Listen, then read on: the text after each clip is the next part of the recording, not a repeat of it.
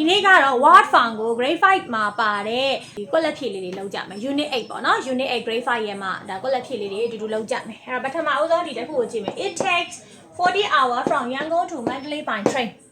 အဲ့တော့ရန်ကုန်ကနေမန္တလေးကိုမြစ်ထားနဲ့သွားမယ်ဆိုရင်14နာရီကြာတယ်တဲ့စာကြောင်းလေးကအဲ့လိုလေးပေးထားတာအဲ့တော့14နာရီကြာတယ်လို့ပဲဘာသာပြန်သွားတယ် ITA ကိုထည့်ပြီးတော့ဘာသာပြန်မသွားဘူးဘာဖြစ်လို့လဲဆိုရင် ITA က time weather distance situation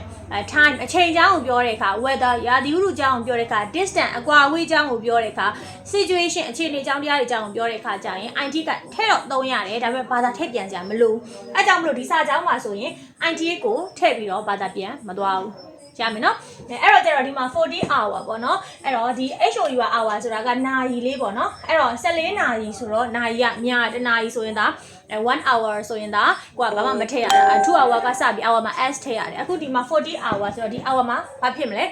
s ထည့်မယ်အဖြေက HOURS hours ရမယ်နော်နောက်ကနံပါတ်2ဆို the park has a lot of tree and a lake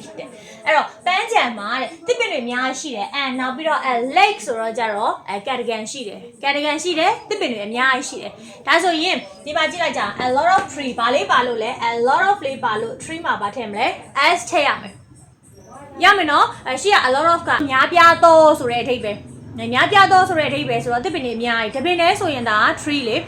နှစ်ပင်ကနေစပြီးတော့ s ထည့်ရမယ် a lot of ဆိုတော့အများကြီးဆိုတော့ tree မှာဘာကိုထည့်ရမလဲ s ထည့်ရမယ်tree မှာ s ထည့်တာဘာကြောင့်လဲ a lot of ကြောင့်ရမယ်နော်နောက်တစ်ခါနံပါတ်3ဆို the park is cool than the zoo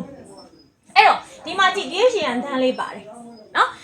ဒီတည့်ရှင်တန်းလေးရဲ့နောက်မှာ the zoo ဆိုတာလေးလည်းပါတယ် the park ဆိုတာလေးလည်းပါတယ်အဲ့တော့ तू က park နဲ့ zoo နဲ့ကိုနှစ်ခုနှိုင်းယှဉ်ထားတာနှစ်ခုလဲနှိုင်းယှဉ်ထားတယ်အမျိုးအစားနှစ်မျိုးလဲပါတယ်နောက်တစ်ခါတန်းလဲပါတယ်ဆိုရင် D2 ထည့်ရတယ်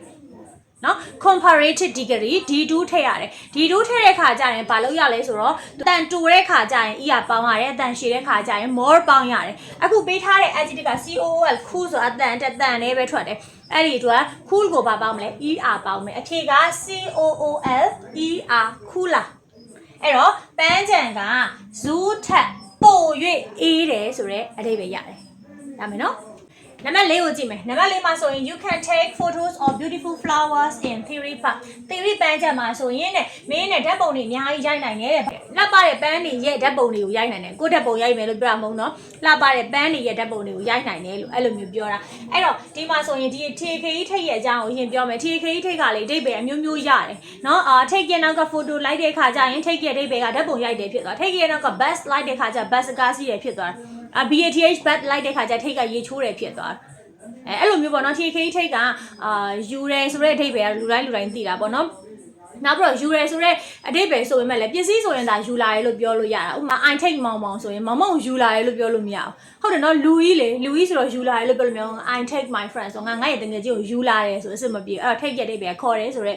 အဓိပ္ပာယ်လည်းဖြစ်သွားပြန်ရောနောက်တစ်ခါကျရင်ဒီမှာ take ကိုမြင်လားဒီမှာအချိန်နဲ့ပတ်သက်တဲ့စကားလုံးပါတဲ့ခါကျ take ရဲ့အဓိပ္ပာယ်ကြာတယ်ဆိုပြီးဖြစ်သွားပြန်ရောအခုဒီမှာကျတော့ထိတ်ကနောက်ကဓာတ်ပုံနေလိုက်တဲ့အခါကျထိတ်ရဲ့အဓိပ္ပာယ်ကဓာတ်ပုံရိုက်တယ်ဆိုတဲ့အဓိပ္ပာယ်ဖြစ်သွားအထိတ်ကအဓိပ္ပာယ်အမျိုးမျိုးရတယ်ရမယ်နော်ထိတ်ရဲ့အကြောင်းပြောနေရှင်းနေမှာဆိုတော့ဒီမှာဆက်ပြောလိုက်တော့မယ်photos of beautiful flowers အဲ့တော့ beautiful ဆိုတဲ့ adjective ပေးထားတယ် adjective ပေးထားတယ်ဆိုရင်သူ့ရဲ့နောက်ကိုလှမ်းကြည့်လိုက်တဲ့အခါ flower ဆိုတဲ့ noun ပါတယ်အဲ့ဒါဆိုရင်ဒီ adjective ကိုဒီတိုင်းပဲထားမယ်D1 တိုင်းပဲပေါ့နော်ဒီ adjective တိုင်းပဲထားမယ်ဆိုကလို့ D2 မပြောင်းတော့ဘူးလား comparative degree မပြောင်းတော့ဘူးလားနောက်တစ်ခါကျရင် superlative degree D3 မပြောင်းတော့ဘူးလားဆိုလုံးဝမပြောင်းပါဘူးဘာလို့ဆိုဘာနဲ့မှနှိုင်းရှင်းတာလည်းမပါဘူးဒီတိုင်းလေးပဲပြောထားတယ်အဲ့ဒီအတွက် D1 ပဲထားမယ်နောက်ပြီးကျတော့နောက်က noun ပါနေတဲ့အတွက် adjective တိုင်းပဲထားရမယ်ရမယ်နော်